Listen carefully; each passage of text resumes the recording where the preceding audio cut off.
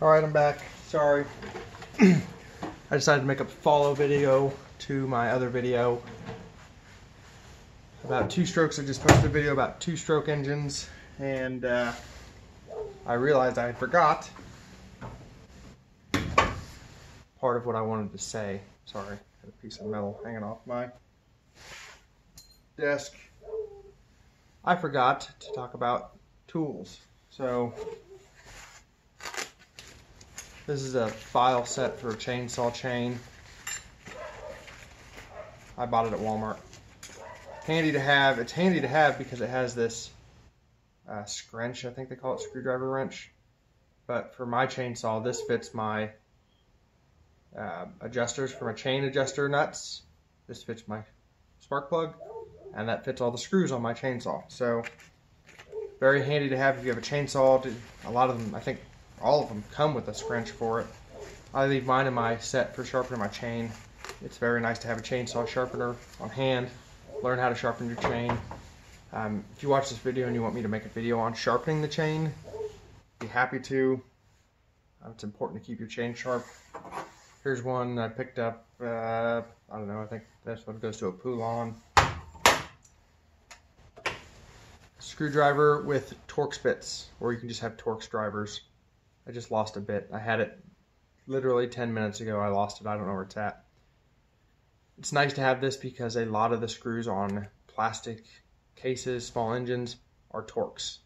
Primarily T27. I said that in my last video.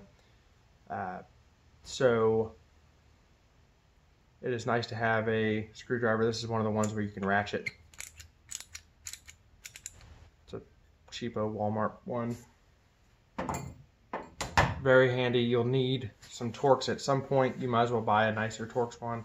That was just something I think I bought a magnet kit with a magnet in it, and that was one of the things, and I use it because I have it.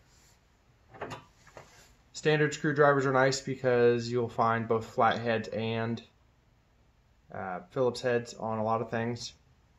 Get a small screwdriver. This one's much too big. Give me 1 second.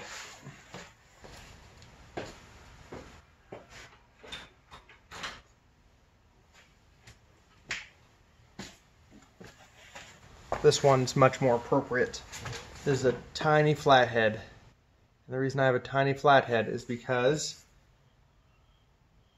most of the time you have these tiny little holes to get in. So carburetors, a lot of the, more with 4-stroke carburetors, a lot of the plugs and the jets and everything have a tiny little screwdriver hole to get your flathead screwdriver in. This is kind of a crappy screwdriver. It's already bending over. I'm going to heat it up, hammer it back, and then reheat treated, I think. But carb adjustment screws, a lot of times carb adjustment screws are tiny little holes and you got to get your screwdriver in there, so make sure you have a tiny screwdriver. And the last thing is, HEPA is some brand, I don't know. I bought this one, it happened to be from them. I don't necessarily endorse them or hate them, so this is a screwdriver, or a carburetor screwdriver set. It has all these weird shapes. There's a double D. Look at that. So I've got double D, a single D, a big single D, a little single D, a Pac-Man, big Pac-Man, little Pac-Man.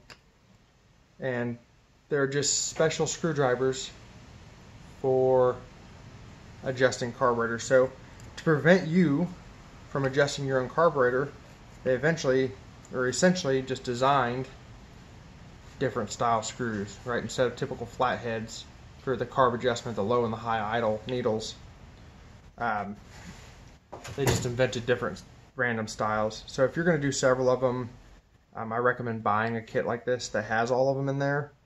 I do a lot, so that's why I have the kit. My kit also came with these wires for cleaning out carburetors. I don't necessarily recommend these for cleaning the jets. Cleaning the inlet holes and all that stuff, yeah, it's good. These are twisted wires. If you clean the jets that are real small and you shove this wire through, you might start essentially just rubbing the brass and making the jet bigger, and it could screw up your carburetor. For really small jets that I can't get cleaned, I'll put a little carb cleaner in there. I'll take a piece of copper wire I'll get one strand of copper wire, and I'll just slowly shove that copper wire through. And that works really well. With copper wire, it's one piece, so you don't have to worry about it sawing away at the brass. With this or guitar string, some people use guitar string, when it's braided like this, you have the possibility that you can start sawing the brass of the jet, and it'll kind of warble it out. Not good.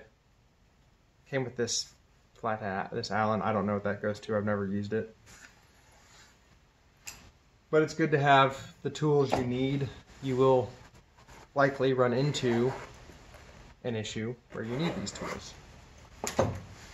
That being said,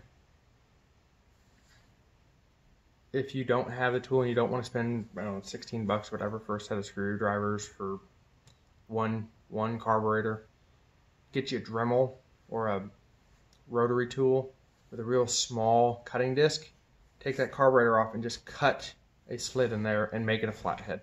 It's easy. It's what I did my first one before I bought these tools. Simple, doesn't hurt it, works well. No reason not to, as far as I'm concerned. Yeah, so thanks for watching. If you have any questions, comments, concerns, let me know in the comments. I'll get back to you. If you have any suggestions for a video, like I said, the chain sharpening video, I'd love to show that. I probably will eventually. Just let me know and I can make it a higher priority. Alright, thanks YouTube. Have a wonderful day.